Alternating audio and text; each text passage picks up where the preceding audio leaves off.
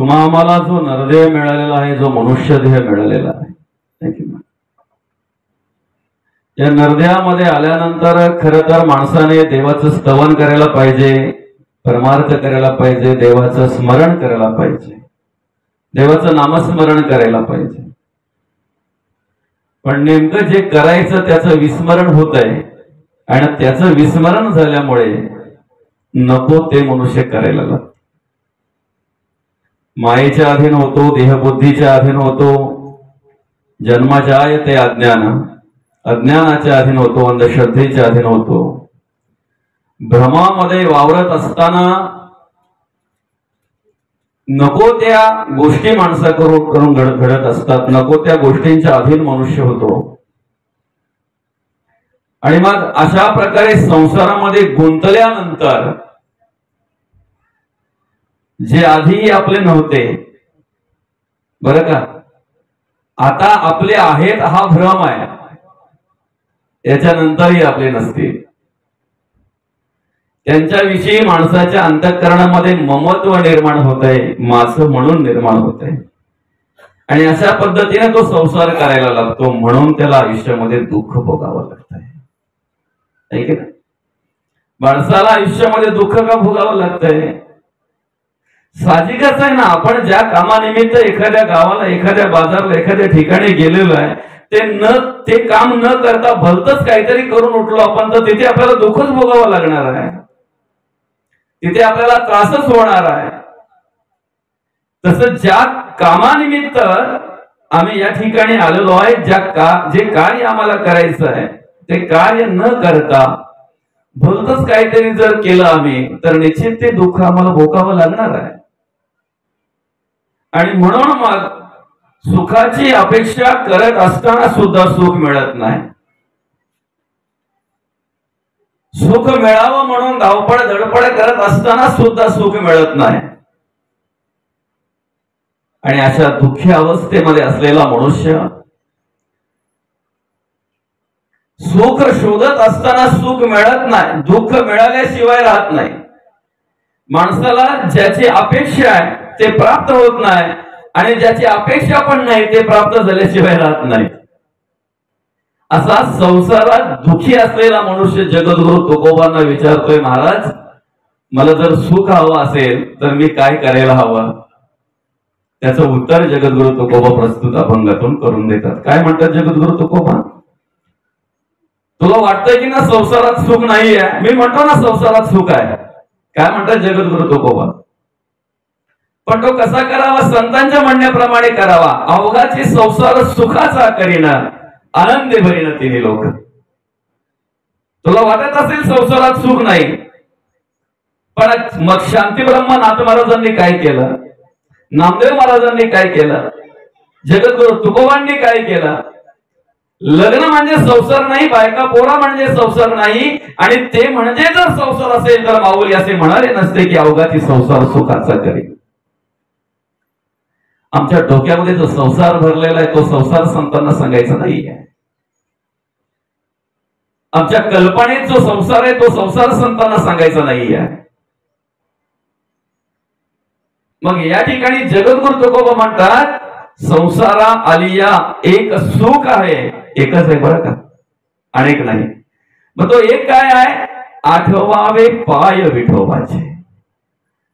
तुम्ही संसार करत असताना जर विठोबाचं पाय आठवत असाल ना, आपण संसार करत असताना जर भगवंताचं स्मरण करत असू तर आपण संसाराने परमार्थ करतोय. आणि म्हणून जगद्गुरु तुकोबा म्हणतात, जर आपण अखंड आणि अखंड भगवंताचं स्मरण केलं, भगवंताच्या स्मरणामध्ये जर सगळ्या प्रकारची कर्म केली, कार्य केलं, तर येणे होय सर्व संसार सुखाचा, न लगे दुःखाचा लेश काय. त्यासाठी आम्ही संतांच्या बरोबर वाटचाल करायला हवी. आम्ही संतांच्या पावलावर पाऊल ठेवून चालायला हवं. कारण सुखालागी जरी करीशी तळमळ, सुखाचं भांडार ज्या ठिकाणी आहे, ज्या ठिकाणी सुख ओतप्रोत भरलेलं आहे, नवे नवे त्या सुखाची उपमा देत असताना, त्या सुखाचं स्तवन करत असताना संत म्हणतात रूपाच्या अभंगामध्ये, सुखाचे आगार आहे ते, सर्व सुखाचे आगार आहे ते, भांडार आहे ते. आणि त्या ठिकाणी जर आम्ही गेलो, त्या ठिकाणी जर आम्ही वाटचाल केली तर निश्चित ते सुख आम्हाला मिळाल्याशिवाय राहणार नाही, दुःखाचा लेश सुद्धा आमच्याकडे राहणार नाही. आणि म्हणून जगद्गुरु तुकोबा म्हणतात, घेतील तयांची सोपे आहे सुख, फक्त घेतलं पाहिजे. का म्हणतात माहितीये का जगद्गुरु तुकोबा असे? कारण महाराजांना माहितीये कलियुगामध्ये माणसाला काय आवडतंय माहितीये का? प्रवचन नाही आवडत, कीर्तन नाही आवडत, माणसांना महाराज आवडतोय. बरं का? प्रवचन कीर्तन नाही आवडत कलियुगामध्ये माणसांना. काय आवडतोय? महाराज. जोपर्यंत आम्ही महाराजाला ऐकायला जातोय, जोपर्यंत आम्ही महाराजाला पाहायला जातोय ना, तोपर्यंत 40-40, 80-80 हजार वाले आमच्याकडे येत राहणार. ज्या दिवशी आम्ही प्रवचन ऐकू ना, ज्या दिवशी आम्ही कीर्तन ऐकू ना, त्यावेळेला आम्हाला नक्की परमार्थ सांगणारा पांडुरंग परमात्म्याचं स्तवन करणारा आणि खऱ्या अर्थाने आमच्यामध्ये परिवर्तन घडेल असा समाज प्रबोधन करणाराच आम्हाला आवडेल निश्चित. त्यासाठी अंतःकरणपूर्वक आमच्या जाणीव पाहिजे, आम्हाला कीर्तनच ऐकायचं, आम्हाला प्रवचनच ऐकायचं. बाकी मनोरंजनाची ठिकाणं अनेक आहेत ना. कलियुगामध्ये मनोरंजनाची ठिकाणं कमी आहेत का? मनाला आवडतंय काय? मनाची ओढ कुठे आहे? जिथे मनोरंजन असेल तिथे मनुष्य सगळ्यात पुढे आहे. जिथे मनोरंजन असेल ते त्याला आवडत आहे. टाइमपास जिथे असेल ना तिथे मनुष्य रमला जातोय. टाइमपासच्या जेवढ्या गोष्टी तेवढ्या बघा ना, मनुष्य रमला जातोय बाबा. रात्रभर जुगार खेळतोय, उजाडतोय कधी ते त्याला पत्ता पण लागत नाही. माऊली खरं आहे की खोटं आहे? कधीतरी असं झालंय का मध्यरात्रीच्या वेळेला पती हातात आहेत आणि त्याला झोप आली, डुलक्या द्यायला लागला तो? जिथे मनोरंजन आहे, जिथे टाइमपास आहे, तिथे मनुष्य झोपण्याच्या वेळीही जागा असतो. मात्र जिथे माणसाचं हित आहे तिथे मनुष्य वरून जरी जागा दिसत असेल तरी ज्या अर्थी धर्म कार्य त्याच्याकडे पाहायला मिळत नाही, धर्माचे संस्कार त्याच्याकडे पाहायला मिळत नाही, म्हणजे झोपलेला येतो. अशा झोपलेल्या माणसाला जाग करायचंय म्हणून जगद्गुरु तुकोबा म्हणतात, नये डोळे धुरे भरोणी राहो. भ्रमाने जे डोळे धुराणे भरलेले आहेत, भ्रमाच्या धुराणे, जे अज्ञानाच्या धुराणे डोळे भरलेले आहेत, तो जिवंत असून सुद्धा प्रेता समान आहे, तो जागा असून सुद्धा झोपल्या समान आहे. आणि म्हणून जगद्गुरु तुकोबा या ठिकाणी काय सांगतात? घेतील तयाशी सोपे आहे सुख, बोलिले मुखे नारायण. बरं का? ज्यांना अंतःकरणपूर्वक जाणीव झाली ना तेच घेतील. बाकी काय म्हणतील माहितीये का? माणसांना यायला 11-11:30 वाजतात म्हणून तोपर्यंत आलेल्या माणसांना काहीतरी टाइमपास पाहिजे म्हणून प्रवचन. एका ठिकाणी कार्यक्रमाला गेल्यानंतर पोहोचलो मी तिथे, आणि प्रत्येक ठिकाणी मी कमीत कमी अर्धा तास तरी अगोदरच पोहोचतोय. बरं का? कारण गाडीवर असायचे, त्यांचे फोन यायचे, आपण गाडीवर फोन उचलायचे, त्यांच्याशी बोलायचं. त्यापेक्षा आपला लवकर गेला म्हणजे त्यांची पण चिंता मिटली ना, आपली पण चिंता मिटली. आहे की नाही?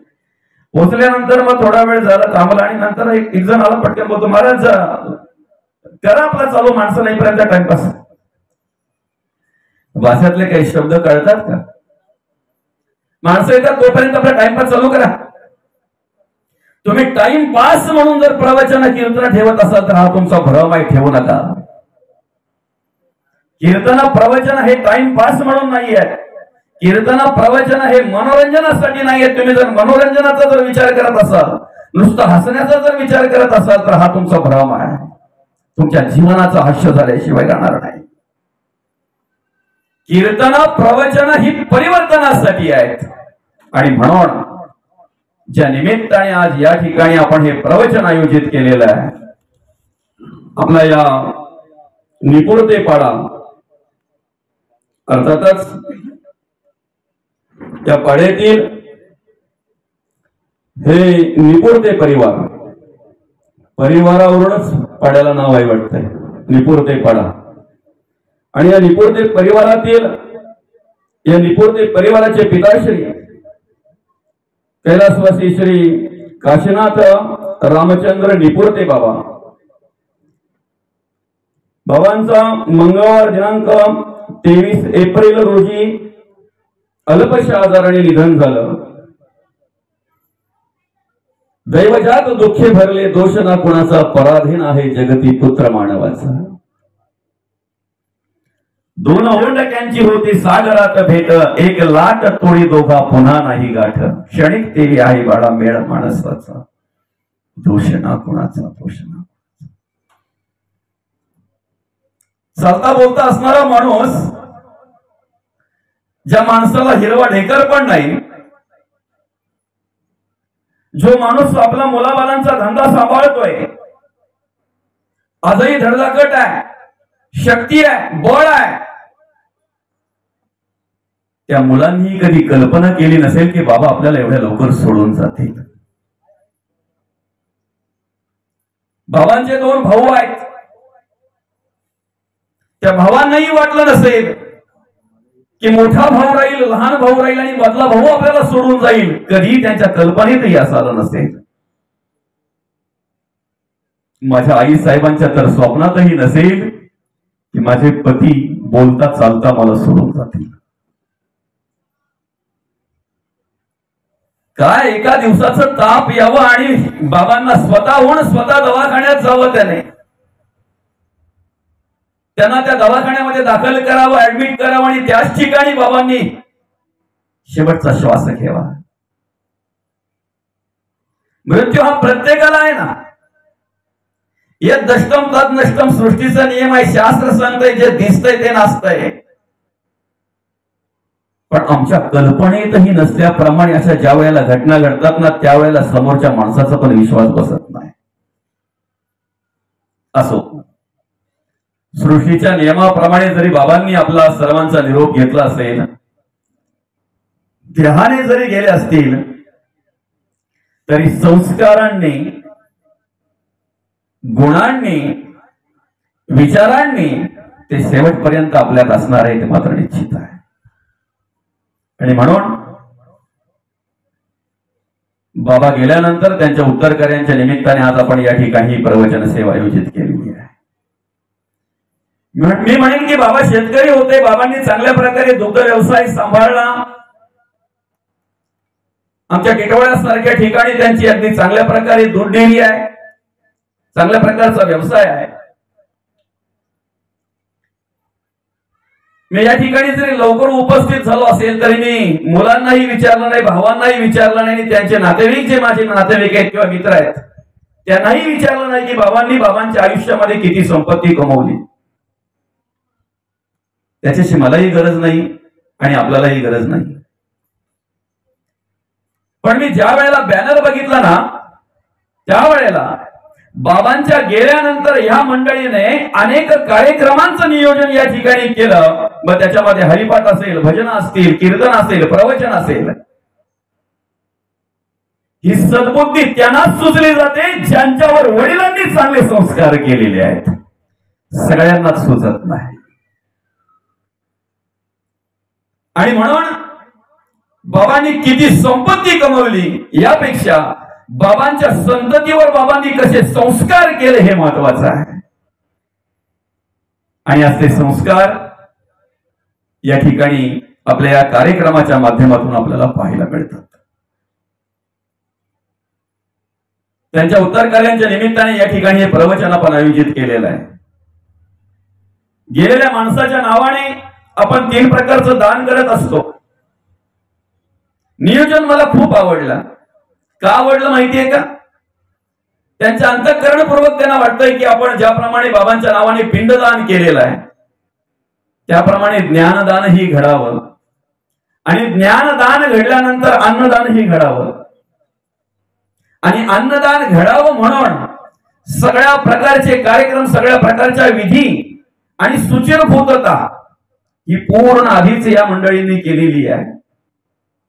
आणि आज तुम्हा आम्हाला सर्वांना या ठिकाणी भोजन करता यावं, जेवण करता यावं या उद्देशाने 13व्यांचा कार्यक्रम ठेवून या ठिकाणी ज्ञानदान आणि अन्नदान घडणार आहे. बरं, मग आपला विषय होता की प्रवचन कीर्तन हे परिवर्तनासाठी आहे. गेलंय त्या माणसासाठी आहे की राहिलंय ह्या माणसांसाठी आहे, हे पहिलं आपण पटवून घेतलं पाहिजे. याचा विचार पहिला आपण केला पाहिजे. गेलंय त्या माणसाच्या नावाने ज्ञानदान घडावं म्हणून प्रवचन आहे, तेवढं सत्य आहे. पण गेलंय त्या माणसासाठी कमी, राहिलंय त्या माणसासाठी जास्त आहे. बरं का? सृष्टीचा नियम आहे, दष्टम तद नष्टम, जे आहे ते जाणार आहे. नाशिवंत देह जाणार, सकळ आयुष्य खातो काळ सावधान. हा देह नाशिवंत, मलमूत्राचा बाधा. मदाल असं मत आपल्या मुलांना शिकवतात, आपल्या मुलाला, पालण्यात असलेल्या मुलाला उपदेश करतात. हा देह नाशिवंत, मलमूत्राचा बाधा. वैचर्म घातले रे कृमी कीटकाचा साधा. रवरव दुर्गंधी रे अमंगळ तिचा बाधा. स्मरी त्या हरिहरा शरण जाई गोविंदा. या देहाचा भरवसा पुत्र न धरावायसा. माझे माझे म्हणून या बहु दुःखाचा वळसा. बहुत ठकिले मृग जळाच्या आशा. तृष्णा सांडून या योगी गेले वनवासा. मोठमोठे साधू पुरुष जाणीव झाल्यानंतर, आत्मज्ञानाची प्राप्ती झाल्यानंतर काही करावं काही नाही करावं हे कळाल्यानंतर मायेचा त्याग करतात, देहबुद्धीचा त्याग करतात. अज्ञानापासून दूर होतात, अंधश्रद्धेपासून दूर होतात, भ्रमाचं निरसन करतात आणि जीवनाच्या उद्धाराचा मार्ग स्वीकारतात. साधू पुरुषांचं चाललंय. आम्ही कसं जगावं, कसं वागावं हे आम्हाला कळलं पाहिजे. आमचं जगणं वागणं म्हणजेच परमार्थ आहे. आमचं जगणं वागणं म्हणजेच भक्ती आहे. आणि म्हणून देह जाणार आहे, देह जाईल जाईल याची काळ वाखाईल. नाशिवंत आहे, आयुष्य खातो काळ सावधान. जगद्गुरु तुकोबा म्हणतात, आयुष्य मोजावं या बैसला मापारी. तो का रे व्यवहारी संसाराच्या. आणि म्हणून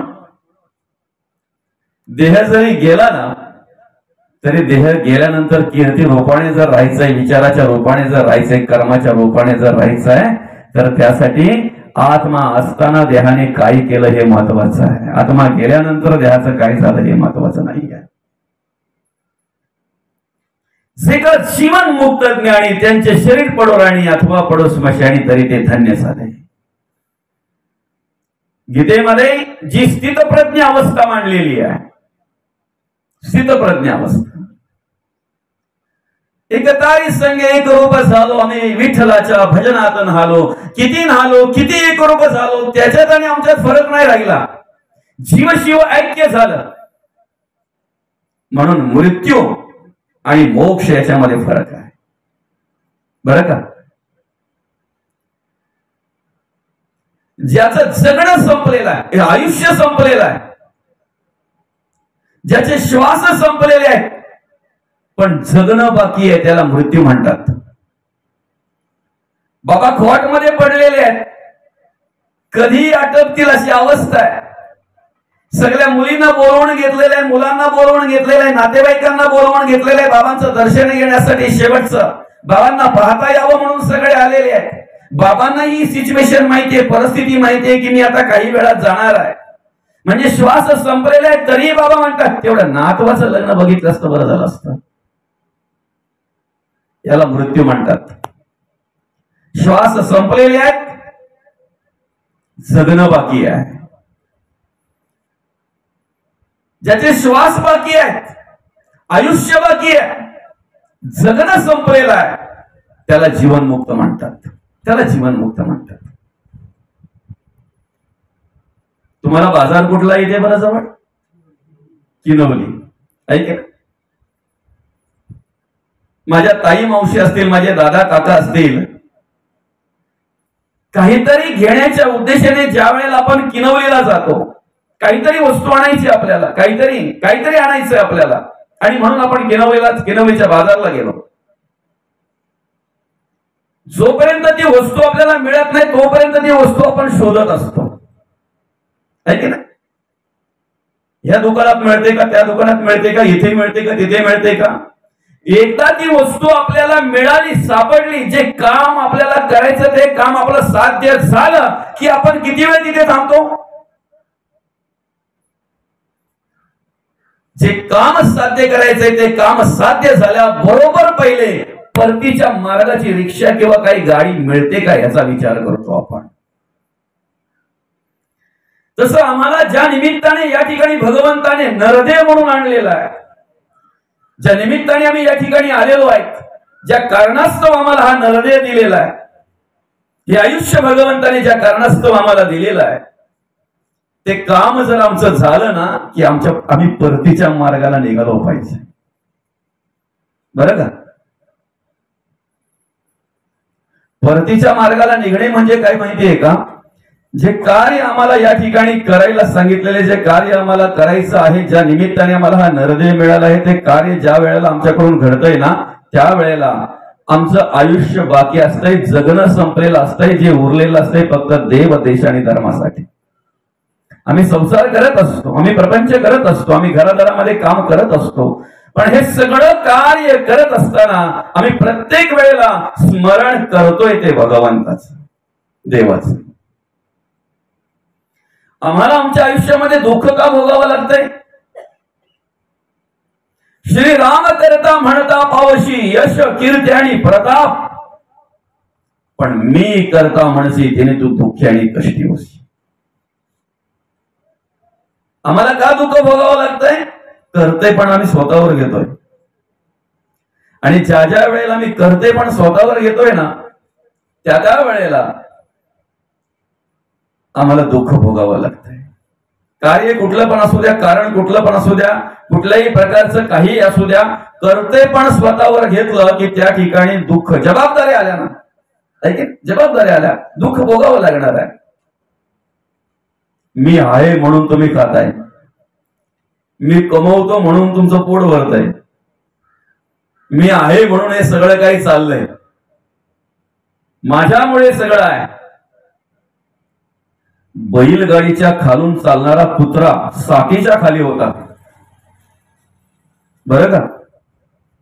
त्या दोन धुरांड्या असतात ना, त्या धुरांड्यांच्या मधून चालत होता, पण इकडे तिकडे पाहताना असा अभिमानात पाहत होता की त्याच्या आतमध्ये एक विचार होता, मी आहे म्हणून बैलगाडी चालते,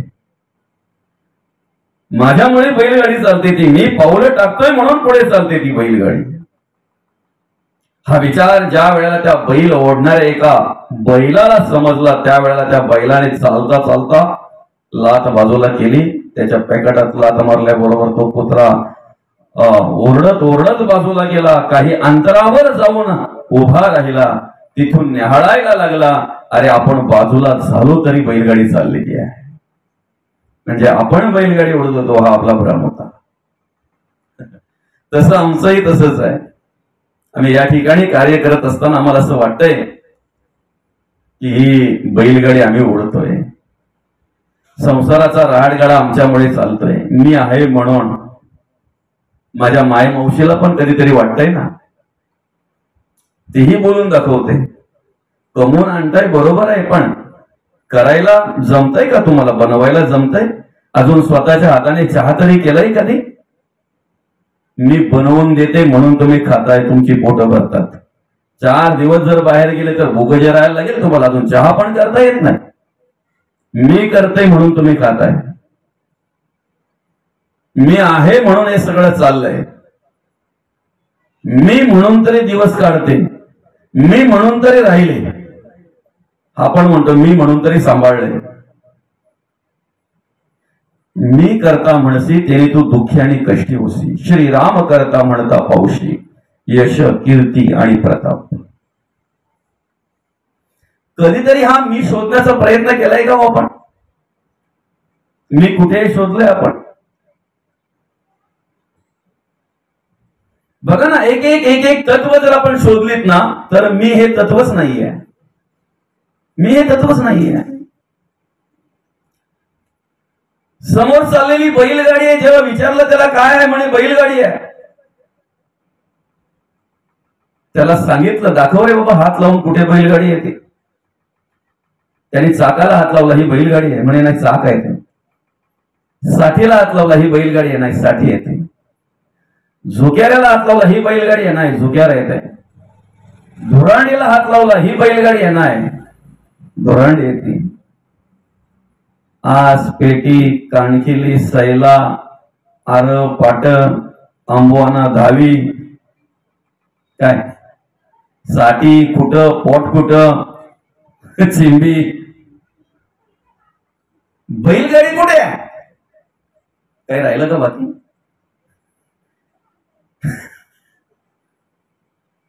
हे सगळं वेगवेगळं आहे. बैलगाडी आहे कुठे?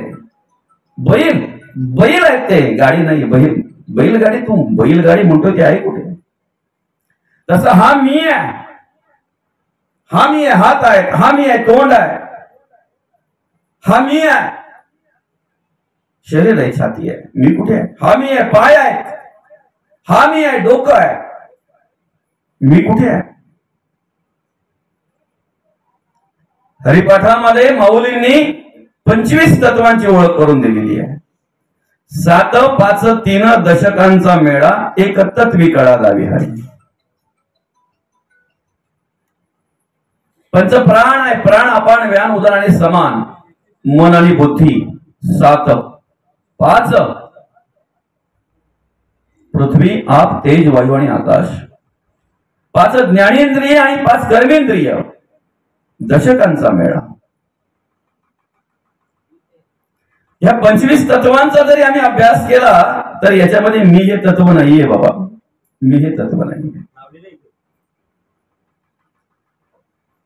नाथ महाराजांनी त्यांच्या हरिपाठामध्ये 30 तत्वांची जाणीव करून दिलेली आहे, त्याच्यातही मी हे तत्व नाही आहे. बरं का? या संपूर्ण शरीराचा जर आम्ही विचार केला, नखापासून केसापर्यंत प्रत्येक तत्व जरी बाजूला केलं तरी मी हे तत्व त्या ठिकाणी नाही आहे. बरं का? प्रत्येक तत्व जरी बाजूला केलं तरी मी तत्व नाही आहे. हा पंचभूतात्मक देह आहे, पृथ्वी, आप, तेज, वायू आणि आकाश. पण या देहाचे प्रकार 4 आहेत, स्थूल, सूक्ष्म, कारण आणि महाकारण. ह्या 4ही देहांच्या 4 स्थिती आहेत, जागृती, स्वप्न, सुषुप्ती आणि तुर्या. या देहाकडे अभिमान 4 प्रकारचे आहेत, विश्व, तेजस, प्रज्ञा आणि प्रत्येगात्मा. 4 प्रकारचे अभिमान आहेत. या देहाला 4 स्थिती आहेत, 4 प्रकारचे स्थान आहेत, नेत्रस्थान, कंठस्थान, हृदयस्थान आणि मूर्धनी. इथे 4 प्रकारचे गुण आहेत, रजोगुण, तमोगुण, सत्वगुण आणि शुद्ध सत्वगुण. 4 मात्रा आहेत, आकार, उकार, मकार आणि अर्धमात्रा. 4 स्थान आहेत, नेत्रस्थान, कंठस्थान, हृदयस्थान आणि मूर्धनी. 4 शक्ती आहेत, इच्छाशक्ती, द्रव्यशक्ती, ज्ञानशक्ती आणि क्रियाशक्ती. 32 तत्व ही झाले. 8 चौक 32 तत्व झाले. देह, स्थिती, अभिमान, स्थान, शक्ती, गुण, मात्रा, अशा प्रकारे या ठिकाणी 32 तत्व झाली. आणि देह, या पंचभूतात्मक देहामध्ये एक प्राणपंचक कार्य करत आहे. प्राण, अपान, व्यान, उदान आणि समान. या ठिकाणी एक अंतःकरण पंचक कार्य करत आहे. अंतःकरण मन, बुद्धी, चित्त आणि अहंकार. एक ज्ञानेंद्रिय पंचक कार्य करत आहे. कान, नाक, त्वचा, डोळा, जीभ. कर्मेंद्रिय पंचक कार्य करत आहे. वाचा, पाणी, पाद, शिष्ण आणि गुद. विषय पंचक कार्य करत आहे. शब्द, स्पर्श, रूप, रस आणि गंध. 25 तत्व ही झाली.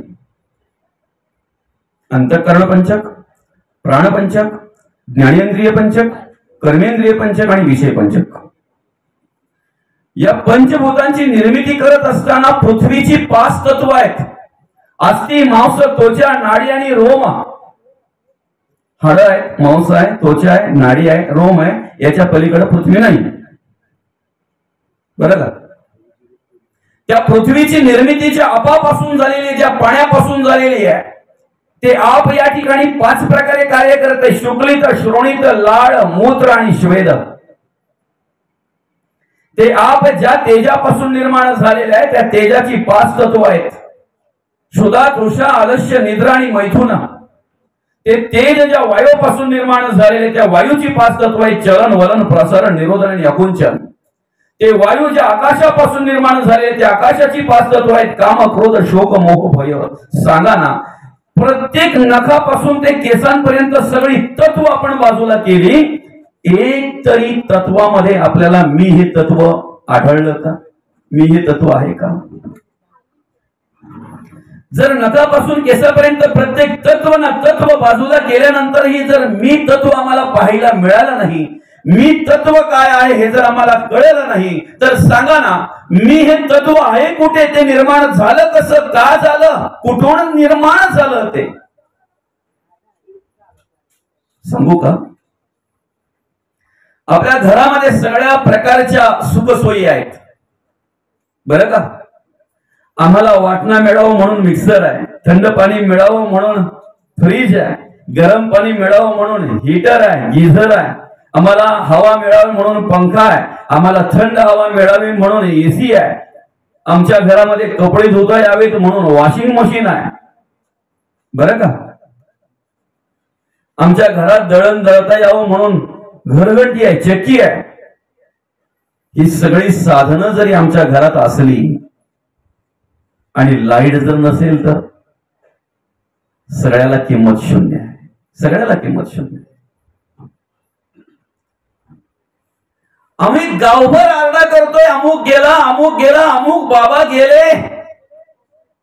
देहाने ज्याला ओळखत होतो तो देह आमच्या समोर आहे. ज्याचा फोटो दाखवल्यानंतर आम्ही ओळखायचा, फोटोतला बाबा आमच्या समोर आहे. डोळे आहेत, कान आहे, नाक आहे, त्वचा आहे, जीव आहे, हात आहेत, पाय आहेत, सगळी इंद्रिय आहेत. पॉवर नाहीये. या सगळ्या इंद्रियांना चालवणारा तो देव नाहीये, ते सामर्थ्य नाहीये. ते सामर्थ्य कोणाचं आहे याची ओळख करून देत असताना या गाथेमध्ये जगद्गुरु तुकोबा म्हणतात, चाले हे शरीर कोणाचे सत्य, कोण बोलवी ते हरिविना. चाले हे शरीर कोणाचे सत्य, कोण बोलवी ते हरिविना. देखवी ऐकवी एक नारायण, तयाचे भजन चुको नका. काय सांगितलं? हे प्रत्येक इंद्रिय ज्याच्या आधारे कार्य करताय ना, ही सर्व इंद्रिय ज्याच्या आधारे कार्य करतायत, ज्याच्या बळाने कार्य करतायत. चाले हे शरीर कोणाचे सत्य. डोळे तर आहेत ना त्या माणसाला, पण तिथे जाणीव करून देतात जगद्गुरु तुकोबा, वृक्षाचेही पान हारे, त्याची सत्ता राहिली अहंता मग कोठे.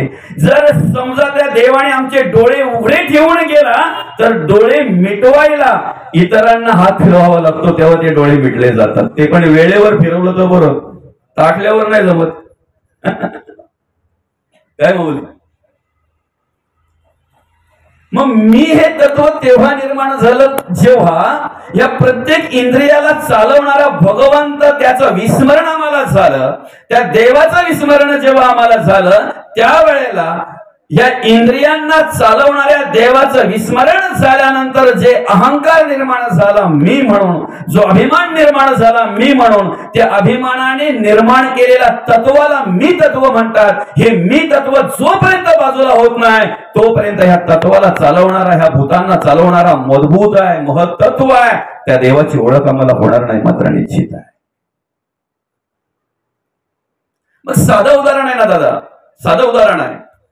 आम्हाला जर परमार्थ करायचंय, भक्ती करायची आहे, आम्हाला जर देवाचं नामस्मरण करायचं आहे, काय केलं पाहिजे? आम्ही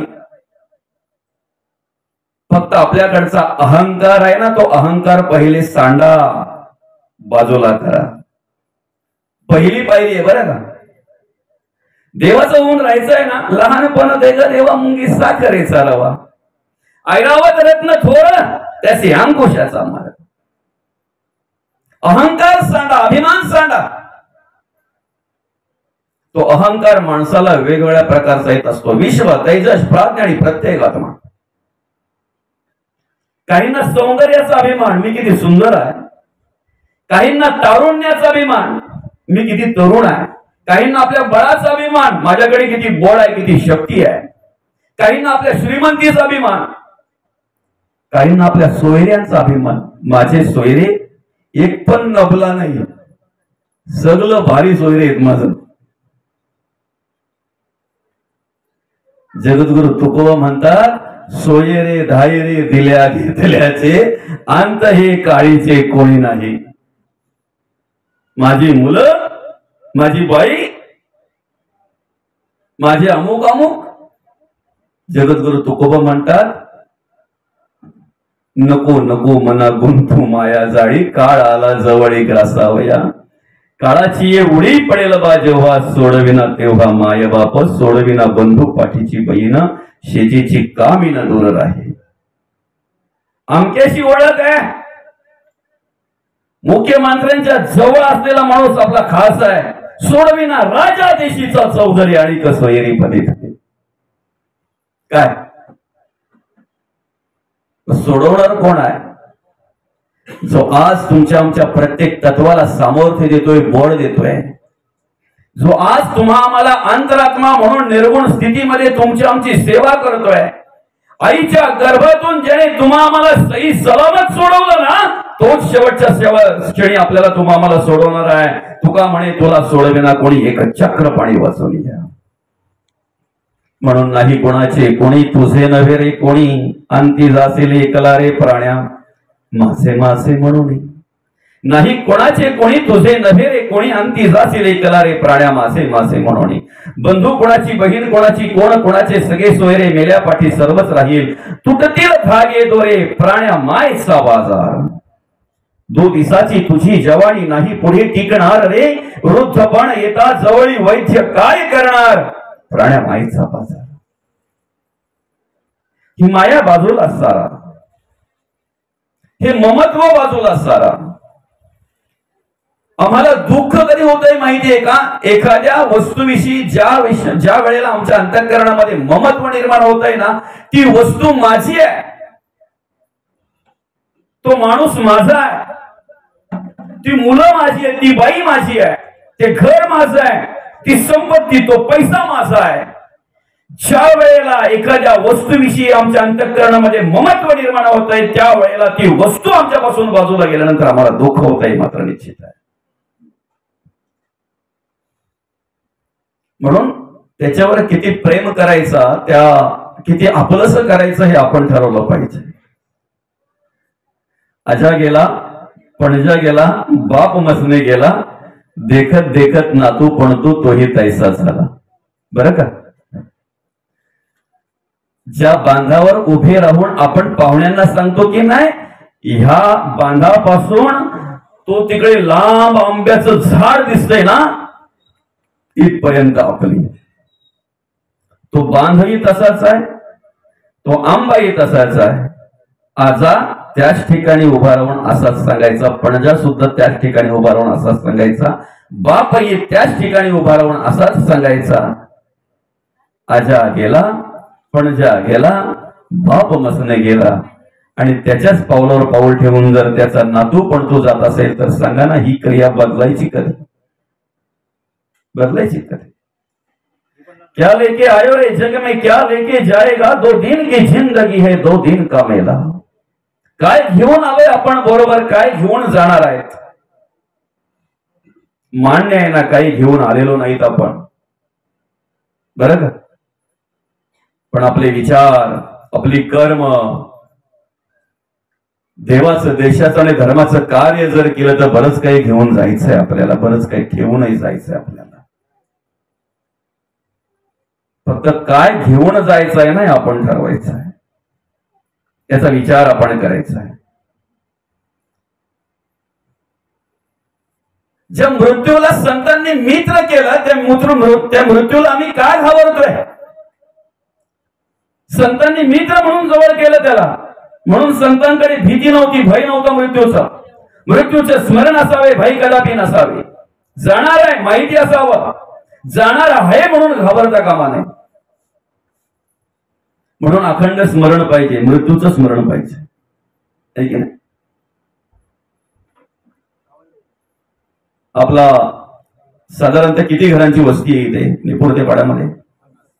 50 घर आहेत. भरपूर मोठा गाव आहे. म्हणजे पाडा सांगायचा तरी पण भरपूर मोठा आहे पाडा म्हटल्यानंतर, है की नाही. गावात शाळा आहे किती पर्यंत आहे? 4थी पर्यंत, म्हणजे 3 ते 4 वर्ग असतील, है की नाही. मंदिर आहेत गावात किती?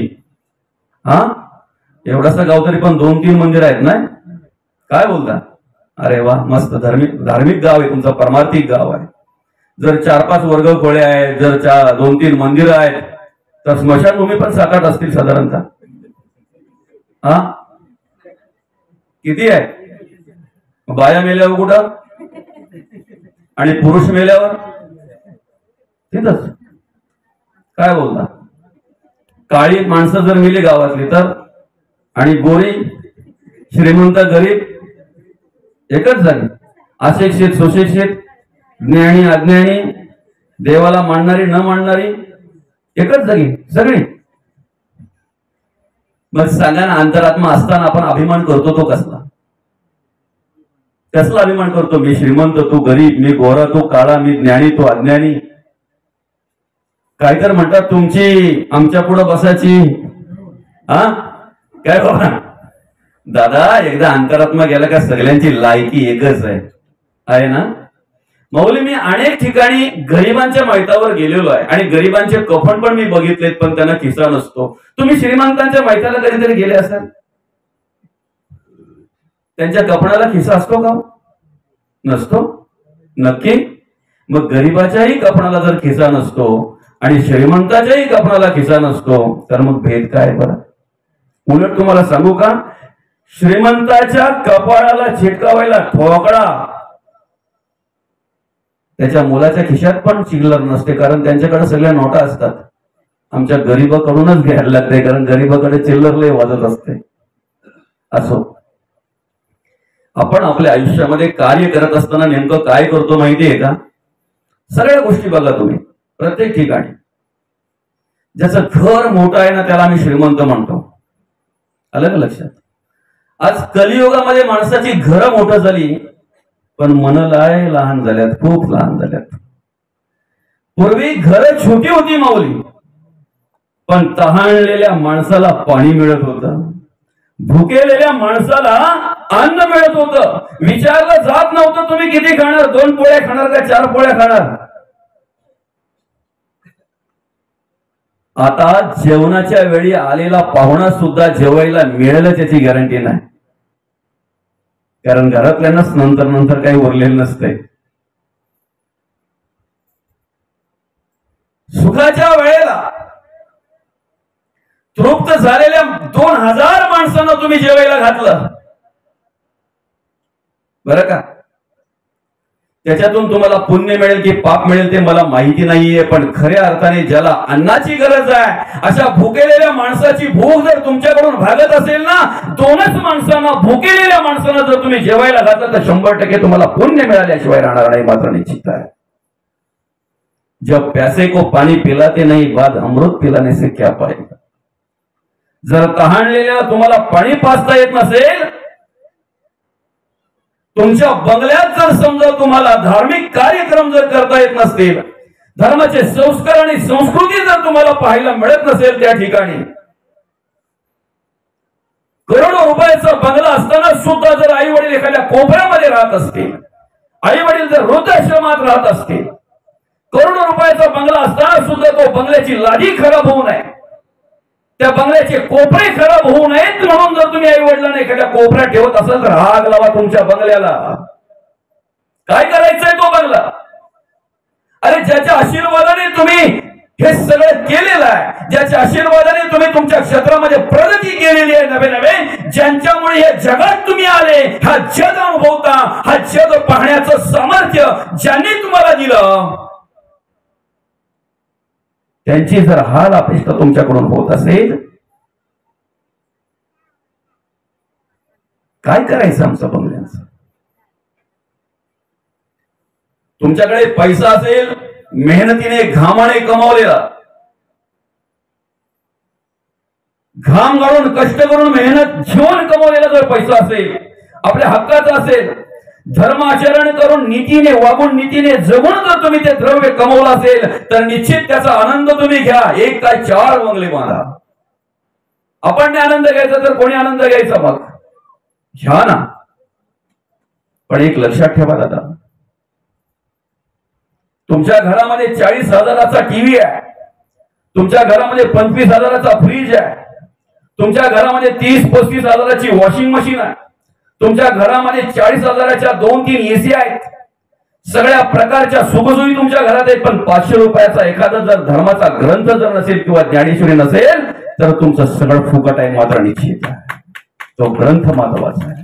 आमच्या हिंदू धर्माला मान्य असणारा कोणताही ग्रंथ तुमच्या घरात असू द्या, जर तो ग्रंथ असेल तर निश्चित धर्माची संस्कृती आणि संस्कार तुमच्या घरामध्ये आपोआप निर्माण होणार आहे, ते मात्र निश्चित आहे. आम्ही सगळं करतोय रे, 4-4 बेडरूम, 2-2, 3-3 टॉयलेट, वॉशरूम करतोय आम्ही, सगळं काही बाथरूम वगैरे करतोय. पण नेमका बंगला तयार झाला का देव कुठं ठेवायचा हा टेन्शन येतोय. सगळं करतोय आम्ही, सगळं नियोजन करतोय, पण देव खोलीच काढायचा विसरतोय. याला हिंदू म्हणाल का? म्हणाल याला? आणि म्हणून जगद्गुरु तुकोबा म्हणतात, आम्ही संसारात आल्यानंतर आम्हाला दुःख का भोगावं लागतंय? जे नको ते आम्ही करतोय आणि जे करायला पाहिजे ते आम्ही करत नाही. साधं उदाहरण आहे ना मौली, आम्हाला जर सुख हवं आहे तर आम्ही दुसऱ्याला सुखच दिलं पाहिजे. परत फेड आहे ना. दुसऱ्याला दुःख दिल्यानंतर आम्ही सुखाची अपेक्षा करून चालेल? ज्या वेळेला आम्ही शेजाऱ्यांच्या अंगणामध्ये फुलझाडं लावतोय ना, त्यावेळेला काही अंशी त्याची फुलं आमच्या अंगणात पडल्याशिवाय राहत नाही मात्र निश्चित आहे. पण ती लावण्याची नियत पाहिजे ना. आमच्या घरात बाळ जन्माला आलं, बऱ्याच वर्षांनी मुलगा झाला आणि 12च्या दिवशी सगळ्यांना गाव जेवण ठेवायचं म्हणून जर तुम्ही कोंबडी बकरी जर कापत असाल तर सांगा ना, इतरांना दुःख देऊन प्राणी पक्ष्यांचे जीव घेऊन जर तुमच्या बाळाची तुम्ही सुरुवात करत असाल किंवा त्याच्या आयुष्याला जर तुम्ही सुरुवात करत असाल तर तुमच्या आयुष्यात तुम्ही सुखाची अपेक्षा करावी का? करावी अपेक्षा? आमच्या मुलाचं जर लग्न असेल, आमच्या मुलीचं जर लग्न असेल, त्यांच्या नवीन संसाराला जर सुरुवात करायची आहे, जर त्यांच्या संसाराला सुरुवात करण्याच्या आधी जर आम्ही अनेक प्राण्या पक्ष्यांचे जीव जर घेत असू का, तो आमचा आनंदोत्सव साजरा करण्यासाठी, आमच्या आनंदाचे कार्यक्रम उत्सव साजरा करण्यासाठी जर प्राण्या पक्ष्यांचे जीव आम्ही घेत असू तर त्या ठिकाणी आम्ही सुखाची अपेक्षा करून चालेल का? अरे साधं उदाहरण आहे ना. आम्ही जे सुख शोधतोय ना ते सुख आमच्या जवळ आहे, पण दुसऱ्याला दुःख देऊन आम्ही सुखी होण्याची अपेक्षा करतोय, हा आमचा भ्रम आहे. हा भ्रम आहे.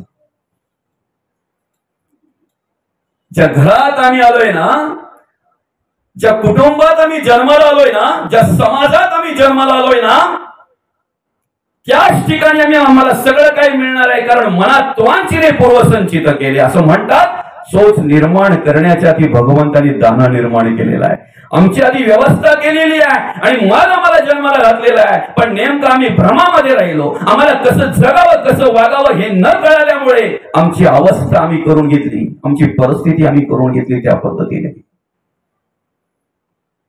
जन्म आमच्या हातात नाहीये दादा. त्याच्या पलीकडे सांगू का, आमचा बाप कोण असावा हे आमच्या हातात नाहीये, पण आम्ही कोणाचे बाप असावा हे मात्र आमच्या हातात आहे. समजतंय? आमचा जन्म कुठे व्हावा हे आमच्या हातात नाही आहे.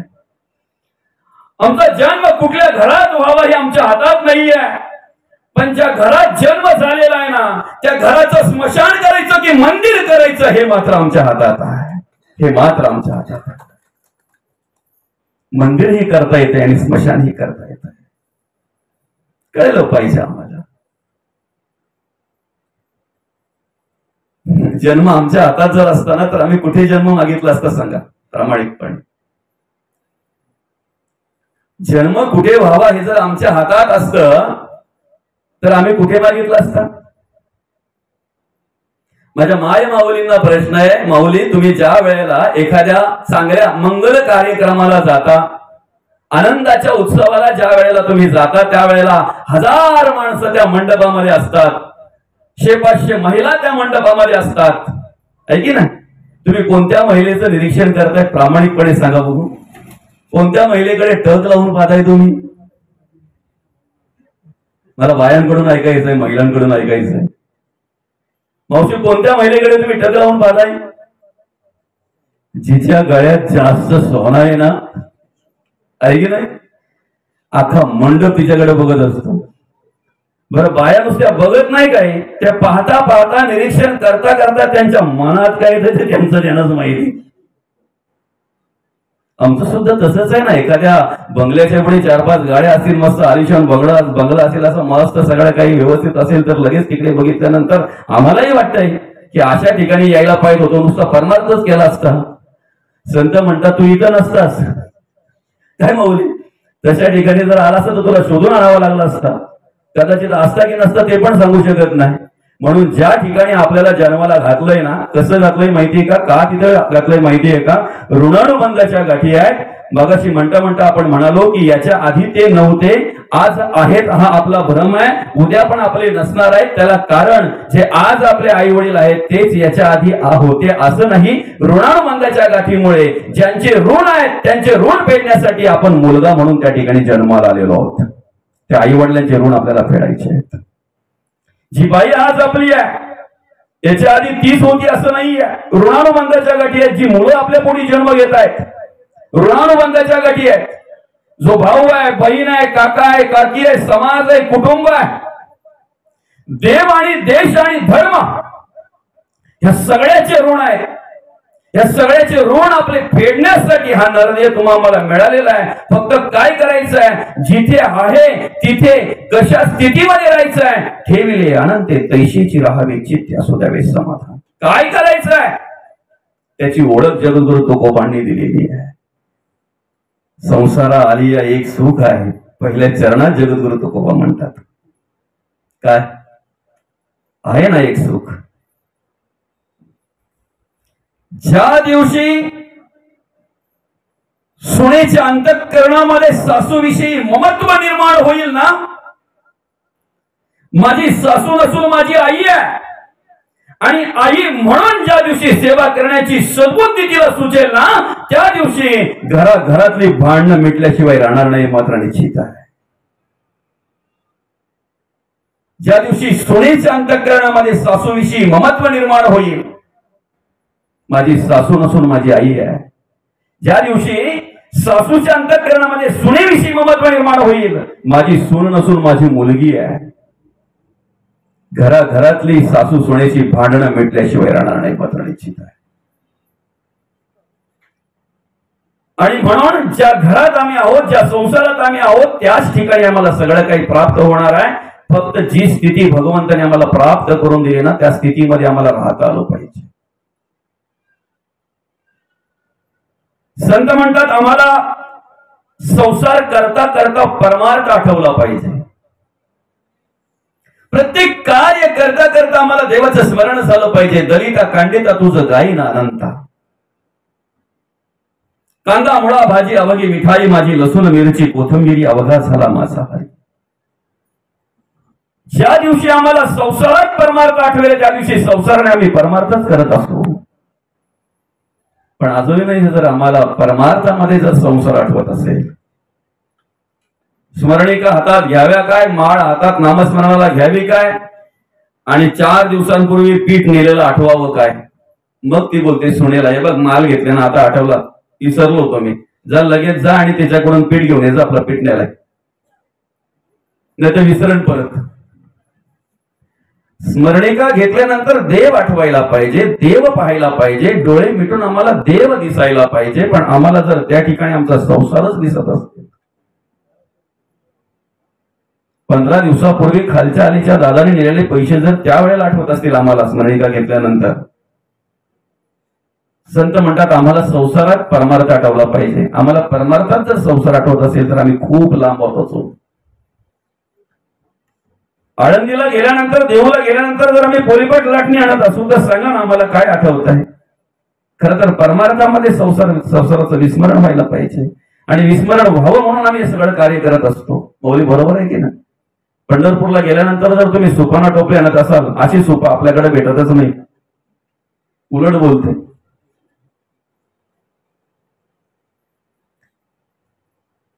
कशी सेवा आहे आमची बघा ना, कसा परमार्थ आहे, कशी भक्ती आहे आमची. आणि म्हणून आम्ही सुख शोधतोय पण आम्हाला सुख मिळत नाही. त्याला कारण काय? संत म्हणतात संसार करत असताना आठवावे पाय विठोबाचे. ऐके ना, त्या ठिकाणी आम्हाला विठोबाचं स्मरण झालं पाहिजे, नामस्मरण केलं पाहिजे, अखंड ते स्मरण झालं पाहिजे,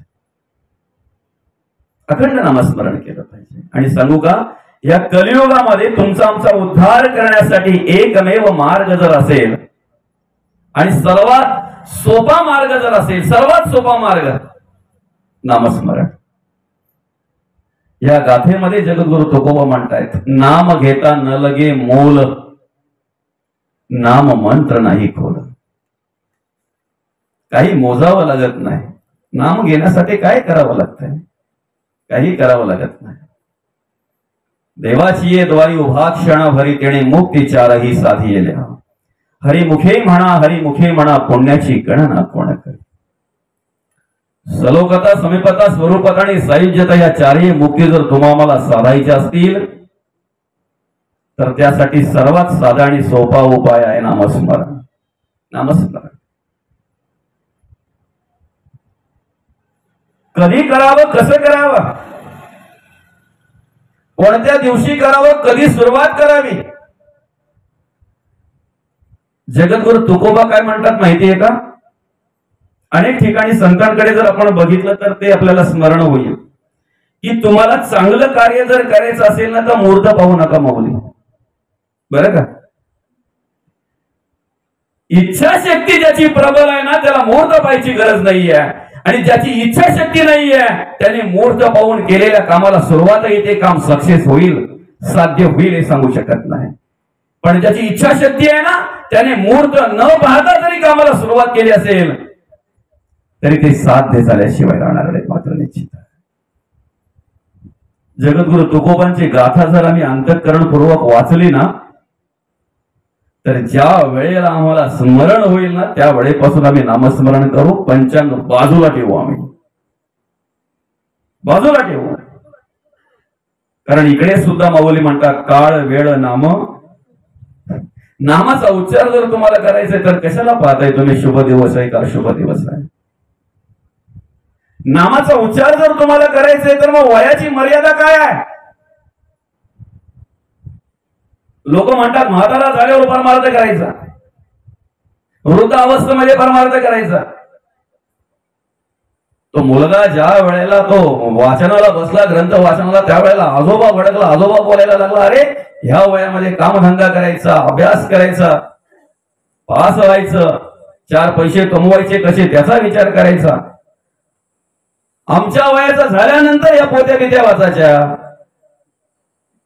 मी पण वाचतो ना, काय म्हणतो तो, मी पण वाचतो ना, पण माझा वय आहे.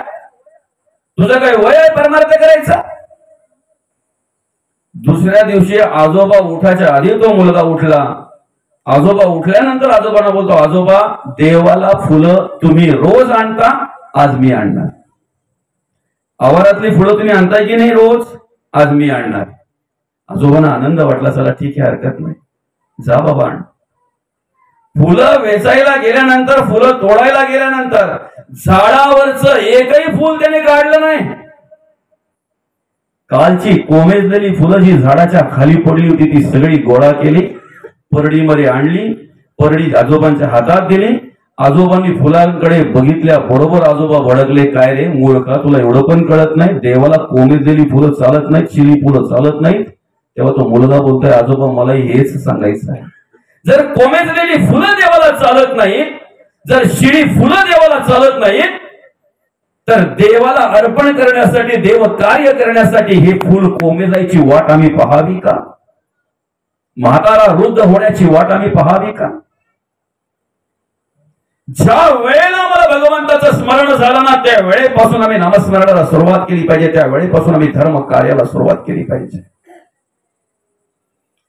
16वा वर्ष आम्ही धोक्याचं म्हणतोय,